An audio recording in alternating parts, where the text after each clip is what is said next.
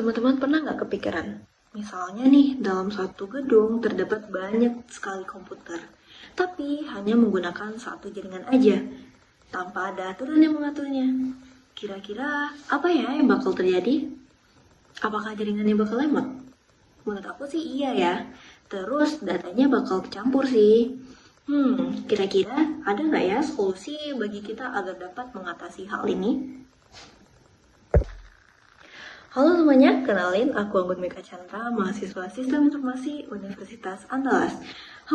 Dari pertanyaan-pertanyaan tadi yang aku sebutin di awal, dapat kita simpulkan, kita kayaknya bisa deh gunain VLAN. Tapi teman-teman mungkin bertanya, apa sih itu VLAN?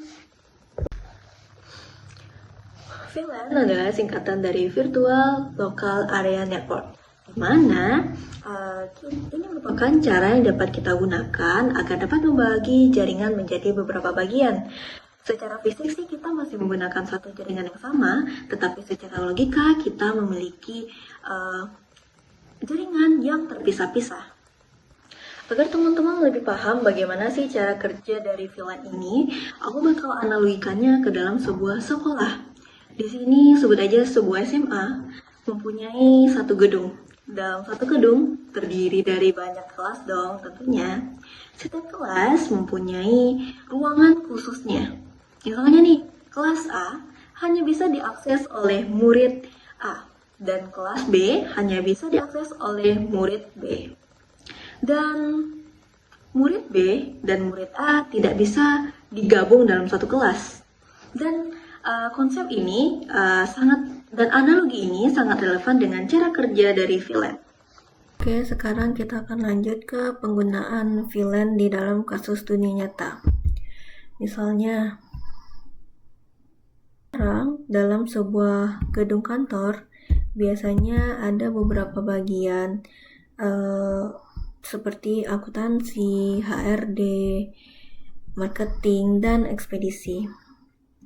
Walaupun semua komputer di kantor ini terhubung dalam satu jaringan yang sama, kita bisa memanfaatkan jaringannya dengan menggunakan VLAN. Bagian akuntansi bisa dimasukkan ke VLAN 10, bagian HRD dimasukkan ke dalam VLAN 20, dan bagian marketing bisa kita masukkan ke dalam VLAN 30. Artinya, walaupun secara fisik semua bagian ini, semua komputer terhubung ke switch yang sama. Tetapi secara jaringan mereka sudah dipisahkan ke kelompok yang berbeda. Ketika komputer bagian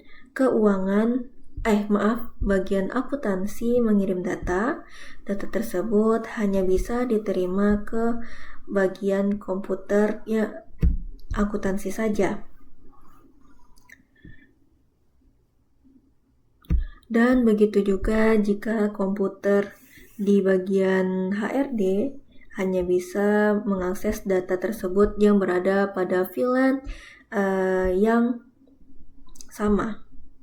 Dengan cara ini, data penting seperti laporan keuangan, akses dan lain-lain tidak dapat diakses secara sembarangan.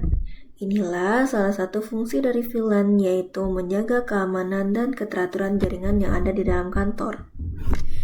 Jadi, kesimpulannya, semua komputer berada di dalam satu gedung dan satu jaringan fisik. Dengan VLAN, kita bisa memisahkan jaringan antara bagian kantor agar dapat lebih aman, rapi, dan tidak saling mengganggu. Dari penjelasan aku tadi, mungkin teman-teman bertanya, kenapa sih kita perlu menggunakan VLAN? Kenapa bukannya itu nambah kerjaan aja ya? Mending kita pakai yang biasa aja nggak sih? Di sini aku bakal jelasin nih teman-teman, apa sih manfaat dari VLAN? Yang pertama, dari segi keamanan data nih. Keamanan data jadi lebih terjaga karena setiap aksesnya dibatasi. Yang kedua, jaringan menjadi lebih ringan karena data tidak bercampur satu dengan yang lainnya. Dan yang ketiga, dari sektor pengelolaan jaringannya sendiri, di mana kita nggak perlu nih masang kabel baru lagi teman-teman. Jadi itu beberapa manfaat yang bisa aku jelasin penggunaan VLAN ini. Jadi, kesimpulannya, VLAN merupakan cara cerdas kita agar dapat menggunakan jaringan secara efisien, lebih rapi, dan cepat tanpa harus menambah perangkat jaringan yang sudah ada. Dan sekian penjelasan aku mengenai VLAN. Assalamualaikum warahmatullahi wabarakatuh.